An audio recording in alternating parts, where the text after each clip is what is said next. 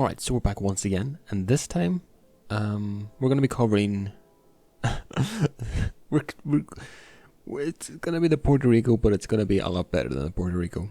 Firstly though, before we get started, I want to actually point out something for people who are probably the most aggrieved about this whole fiasco, is that if you want to, you can refund these boosters right here. That being said, if you do want to get them refund, you're going to get the doubloons back that you paid for them, minus the cost of the actual crates that you get as rewards. So I just thought I'd point that in there in case anybody's, unaware of that so far, just to kind of help people out. Alright, so the focus of today's video is obviously going to be the Tier 9 Alaska, which is basically a better version of the Puerto Rico. Now it is Tier 9, Puerto Rico's Tier 10, but this ship is just a completely better version. I mean, again, if you cannot grind for the Puerto Rico over Christmas, just get this. This is the better version, Have some time to yourself, relax, chillax, and just play the Alaska and forget that Puerto Rico even exists. With that, we're going to go over a little replay I had earlier on this week while I was playing the Tier 9 Alaska, so I hope you enjoy. Alright, so we're back. We're playing the Tier 9 Alaska, as you can probably see.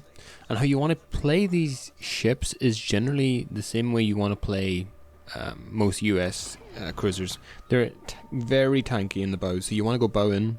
That's why being next to an island and being able to radar is so effective on these types of ships, because there's not many areas left for the enemy to hit you. So if you go bow in, you have the island to your right, your friendlies to the left, so the only really place they can hit is your bow, and again, they're not going to do that much damage because you're so tanky.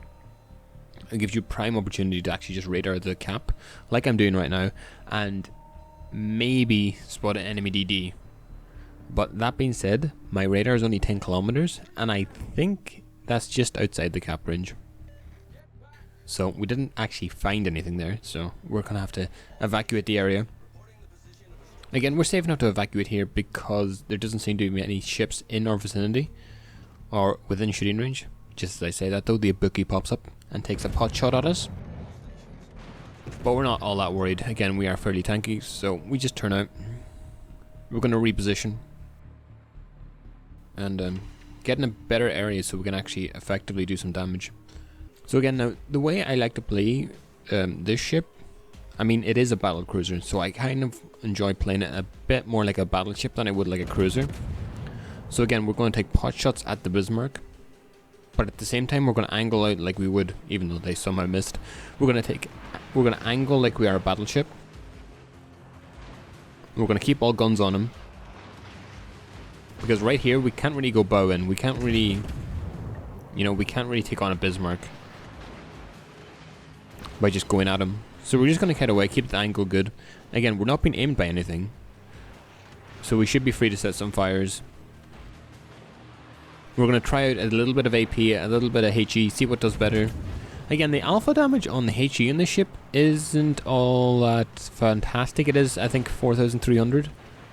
So again, we get 6 pens and do 4k damage. Isn't fantastic. But what I'm looking for here is mostly just fires, because it really is burning down, and well, we do fire a speculative AP salvo, and we do get a 5,000 or 6,000 damage, which isn't too bad. But again, there's not that much difference between HE and AP, especially when shooting such a tanky ship like the Bismarck, because you're not going to get citadels. So in this scenario, we probably would have been better off shooting HE than we would have been shooting AP, just because of the chance of getting a fire and the additive damage that does. Yeah, HE would have been the much better decision there. But that being said, the Bismarck does go down, and now we're just moving on to the next one. Again, this gives us the opportunity now to actually straighten up, push in, use our strength as a ship, and start farming some fires. Again, within the space of maybe 10 seconds, we lose 3 ships. 3 ships. Insanity. That being said, luckily they are on our side of the map, so we're gonna have to do a little bit. We're gonna have to do a little bit of kiting, I think, to get out of this scenario. That being said, right now we're just putting ourselves in a position to actually begin kiting once again. Again, it's back to that kind of battleship mentality. When you can't go bow in next to an island and start farming people, you have to kind of adapt and, you know, be able to play different styles, be able to kind of see what's happening on the map.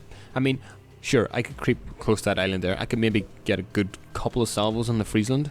But again, I'd be dead within no time because the Conqueror, the enemy Alaska, and the Montana would just blow up me within a very, very short space of time.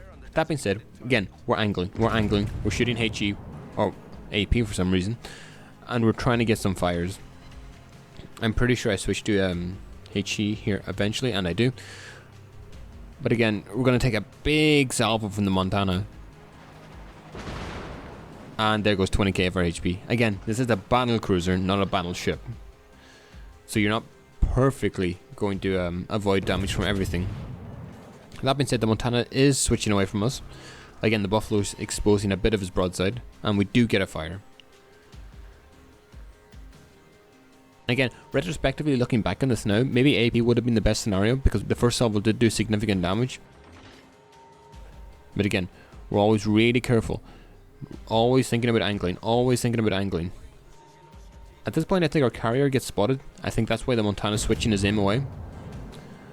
And now I decide to switch to AP. Hopefully we can get a single fire. We don't get a fire, we get 2 pens, or 3 pens, which is 3000 damage. Again, not significant. But one thing we do have is our Montana is basically flat on broadside to their Montana.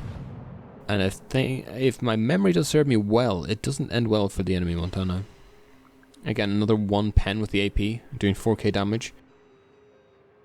So we decide to switch back to AP or HE just because of the fact that he's basically straight on, he's bow on. We're not going to get much AP pen.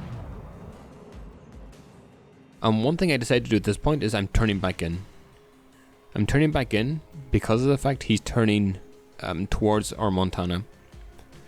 And again, now his guns can't get on me. He's going to have to wholly switch his ship and expose himself like he does just to get guns on me. And he takes a 20k salvo for the result. And we get the kill. Now, this affords me the opportunity to actually go bow in against the Conqueror. Because the Montana AP is really scary. The Conqueror AP isn't all that. It's like a nice little tickle, whereas Montana would punch you in the face. Yeah, the Conqueror would just like tickle you a little bit. That's the comparison I like to draw between the two different ships as AP. That being said, the Conqueror HE can really decimate me. But of course, that's why I take premium damage con. Again, you should be taking premium damage con on every one of your ships. So at this point, we're getting really good HE salvos on the Conqueror. We get 6 pens, 8k damage, and a fire. At this point, it's just farm city. We're just farming damage on the Conqueror. And then after we finally get... Oh, but I showed a little bit too much broadside there. And we take a 7k salvo as a result. But again, after we get the Conqueror burned down, we're going straight for sea cap. Again, we're still down in ships. We're up in caps, luckily. But we are down in ships. And remember, you always have to be thinking about the greater picture of the game. You know, it's all fine focusing on let's kill this ship, but if your enemy teams or if your allied teams on the other flanks getting absolutely destroyed, maybe you need to think about how you're going to, you know, adapt your playstyle to actually benefit the entire team versus getting a kill on a ship. That being said, we're still farming the Conqueror.